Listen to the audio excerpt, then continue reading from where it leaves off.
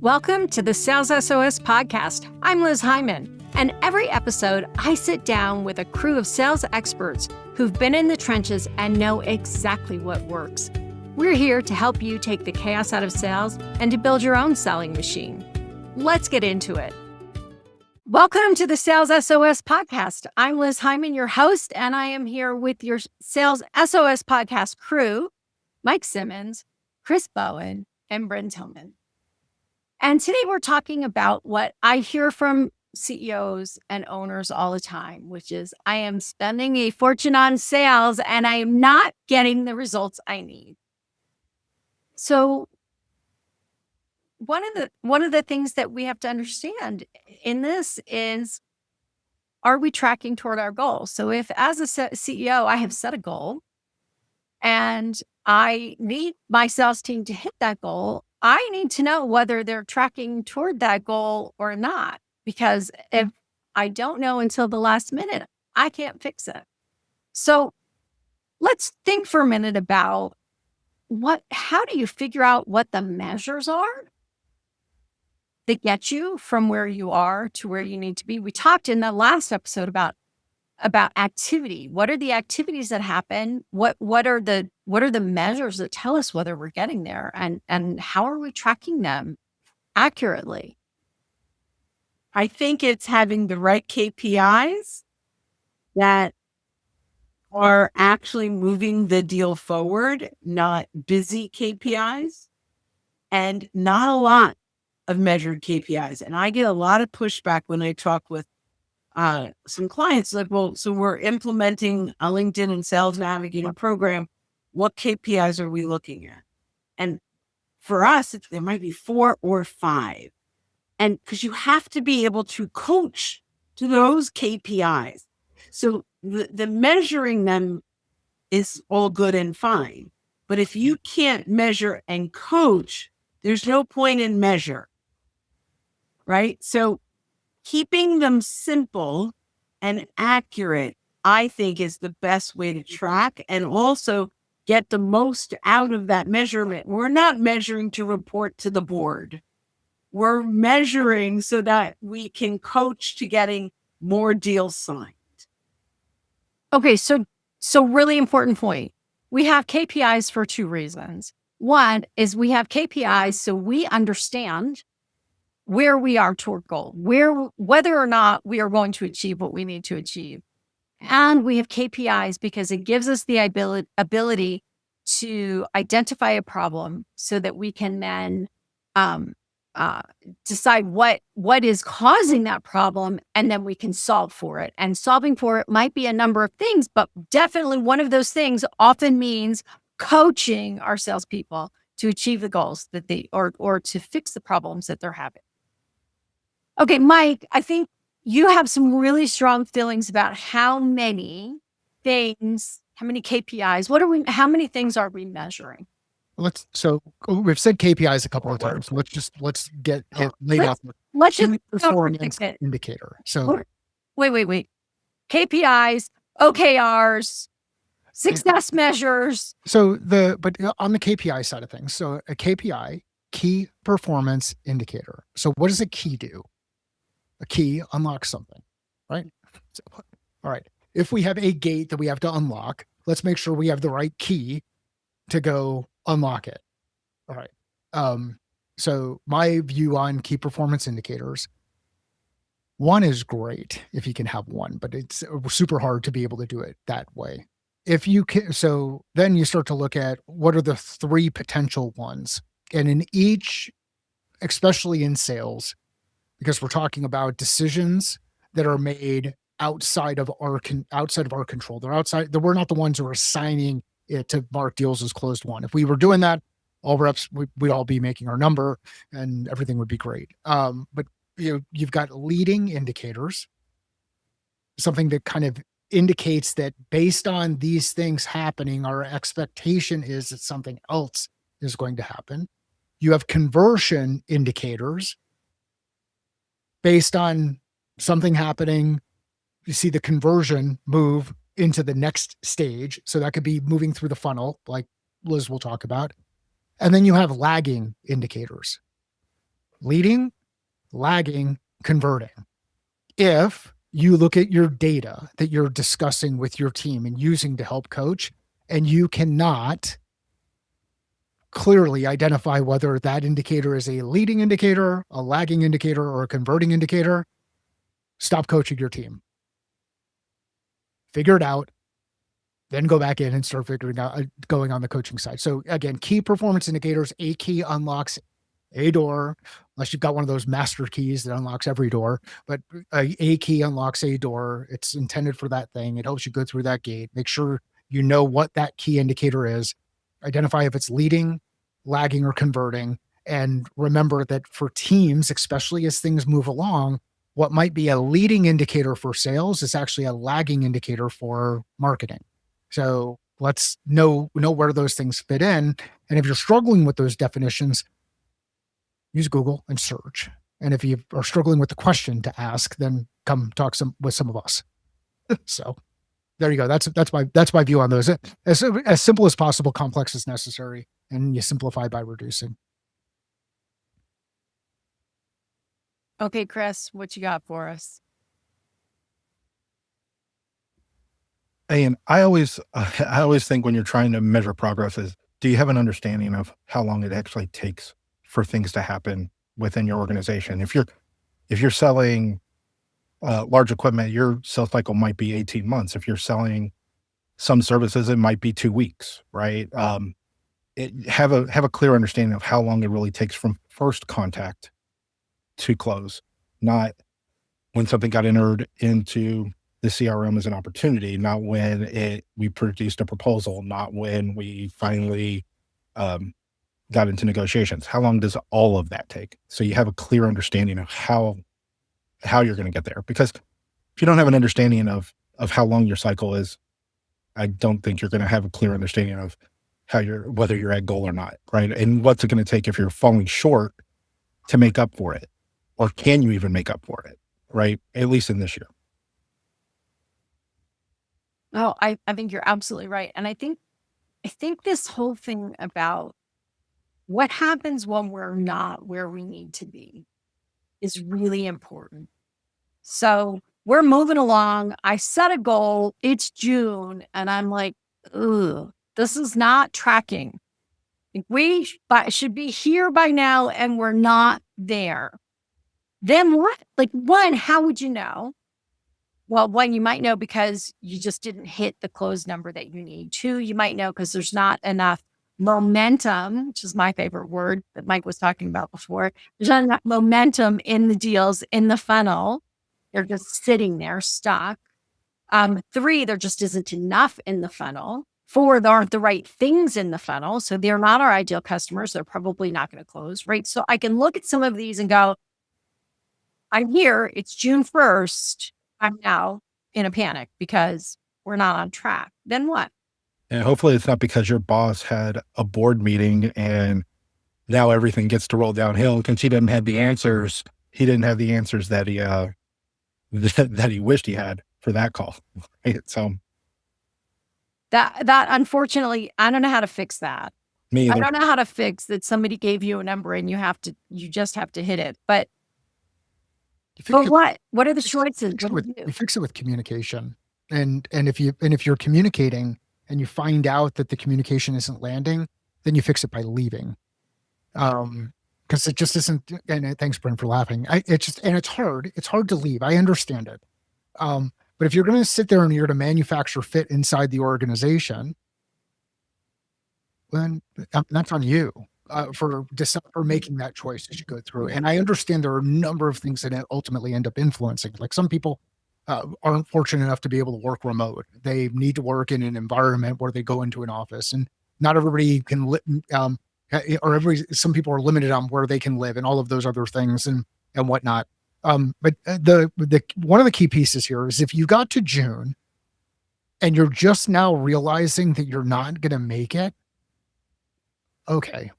And now it's time for you to bring a group of people together and say, where are we going to be? Because we have to reforecast. And that reforecast is going to be really important for the health of the business. Because if we don't, we're potentially going to run out of money, or we're going to end up having to do whatever else it is. So we may have to reforecast, and that's going to be tough. Then lay out your indicators, those numbers that you're going to use to help indicate that you've got a hand on the wheel. Because one of the biggest challenges that ends up happening, especially when you have to reforecast and do all this stuff, is people will start to ask the question, who's got the hand on the wheel of this business?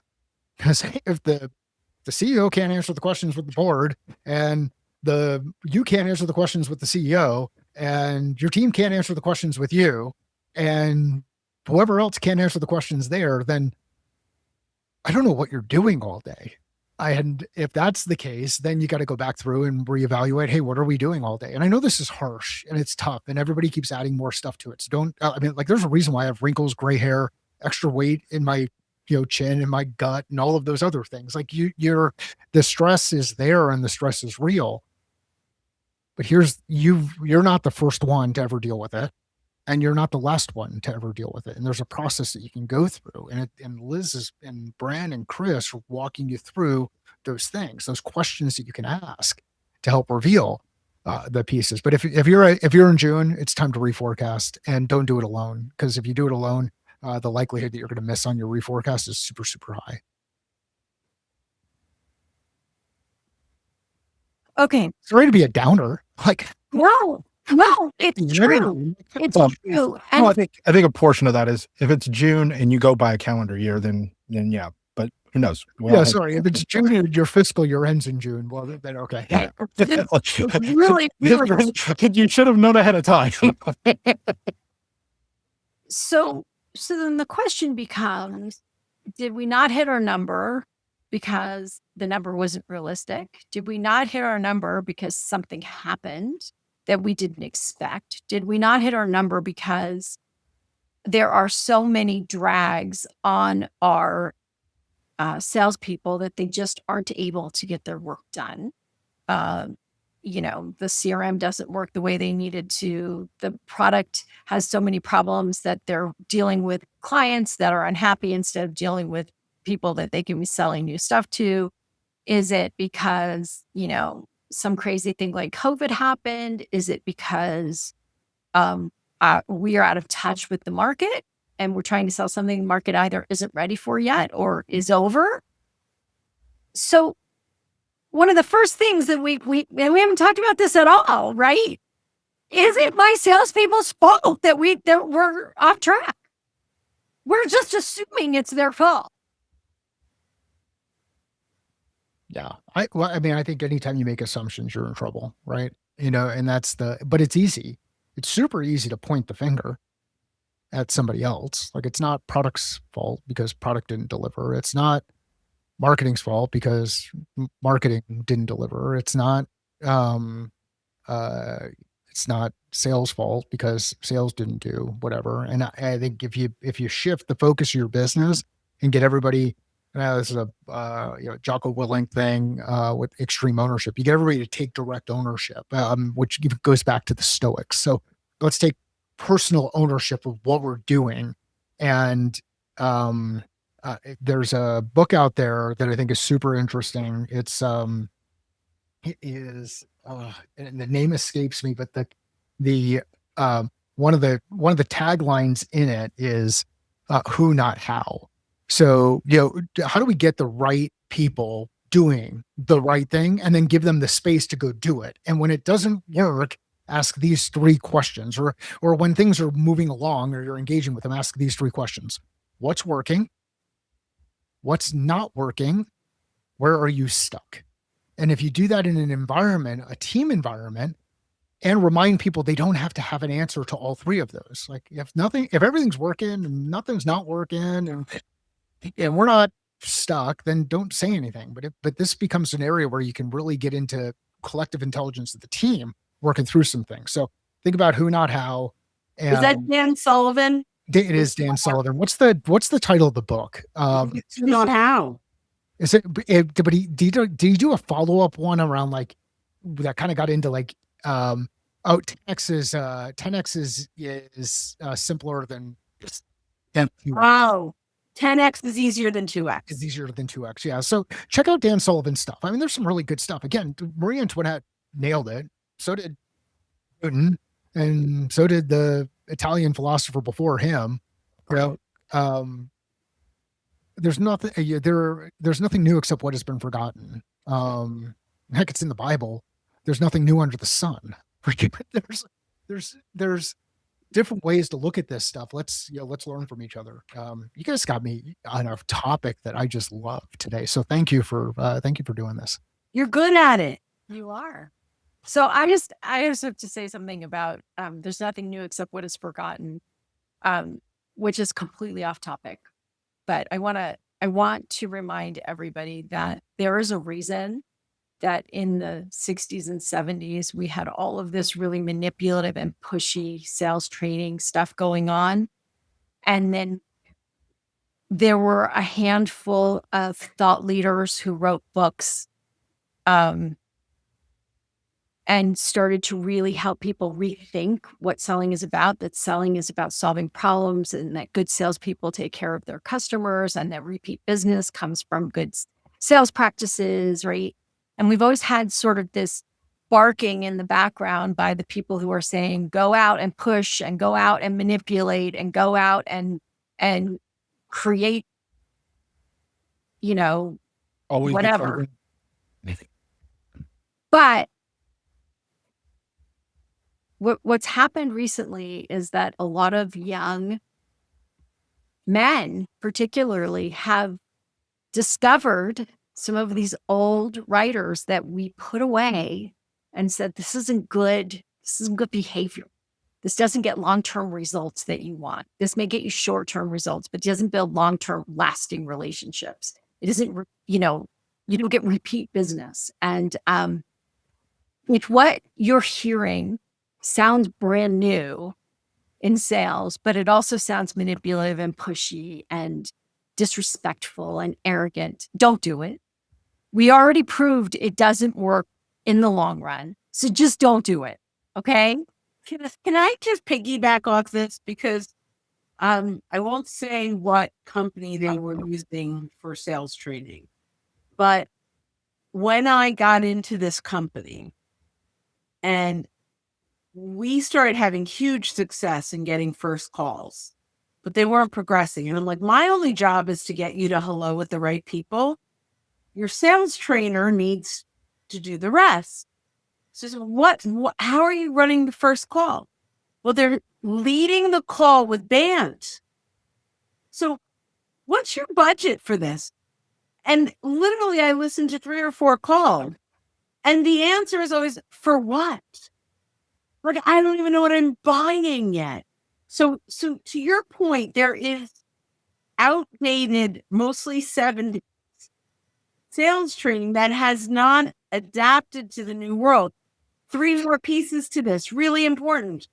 They are taught, never give away free consultation. Well, guess what? All IP is public domain. With LLMs, you can answer any question. You have to give away free consultation for them to know that you're the right person they want to work with, not just for the answers, but how you worked with them to get them those answers. So they are being taught still lessons that were taught pre-internet, pre-email, pre-fax machine, right? Like when there was no place else to get the content.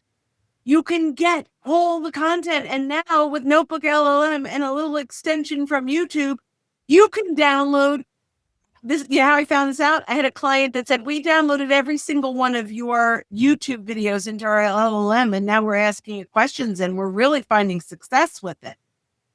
And I went like, that's my IP. It's not anymore. You put it on YouTube? It's not anymore. You put it in an ebook?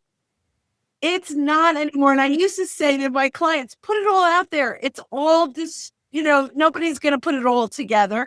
They can now.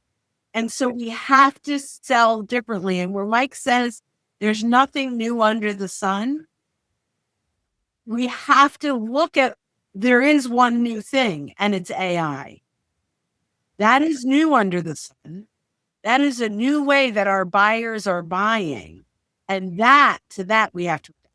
So it's the thing about it, like, I was, Annie Jacobson. Has anybody read or listened to any of her stuff? Do you know who she is? She did a really interesting book on Operation Paperclip, on Area 51, and on what would happen if there was a nuclear war, kind of stuff. It's definitely not. This is not the nighttime reading before you go to bed type stuff. This is let's really go into the minds of different people who are operating in different ways, shapes, and forms. And one of the things that she shared, and I didn't know the background on this, but the background on the computer was that they had humans who were computing information. So there was a person who would go in and do all the calculations, and that was the compute in this area. And then ultimately you got to the point where you were able to get a machine to start to do some of these things, and you were able to do these things at scale. And then you get into like branching scenarios and learning and all of that other kind of stuff. So the speed at which people have access to information is absolutely amazing. And that has absolutely changed and shifted. It's this new technology that is really powerful. And I got into an argument with my family in relative to the business because of the amount of content I put out there. And they're like, why would someone pay to work with you on this stuff? They can just go out and watch it on YouTube, and they can go see these things, and they can see the whiteboard, and they can do all of that kind of stuff. Well, then we got into a discussion around just any of the content. And it's true, you can go do it. Here's the thing. Everybody has known how to get healthy for a long period of time. Everybody has known how to do whatever for a long period of time. But there's a difference between knowing how to do something and actually doing something. And then there's a difference between knowing how to do something, doing something, realizing that it's the right thing for you or the wrong thing for you, or the right thing for your customer or the wrong thing for your customer. So if you happen to come across one of those sales training where you feel like you have to take a shower afterwards, it's probably an indicator that you're doing the wrong thing. And You've been slimed. Yeah. And it's just, it really is. It's disgusting. It's disgusting. And it's unfortunate. But that's also part of the whole TikTok generation type of things. Like shock value. I went out and I did this thing and this worked, and whatever. And then everybody goes out and tries to do it or whatnot. And so this is why I think we and the people who are listening to this need to operate. And that's sounds guilty, but we need to operate as leaders out there in the marketplace, demonstrate good behavior and help people move along. And when people do bad behavior, publicly out them, share in the background, hey, there's a different way. And actually it's going to work a little bit better over the long term.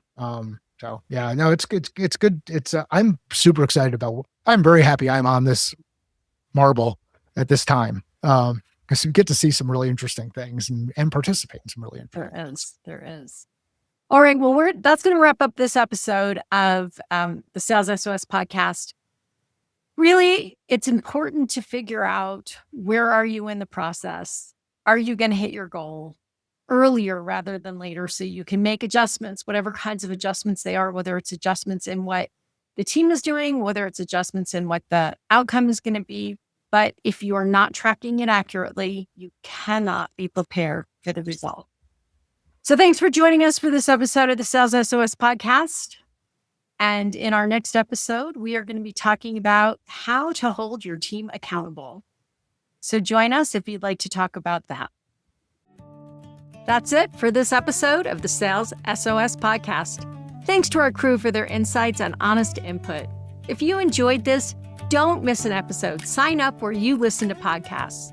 And if you've got questions or topics you want us to tackle, join us live on LinkedIn the second Friday of every month, or drop your questions on YouTube or LinkedIn. Until next time, go build your selling machine.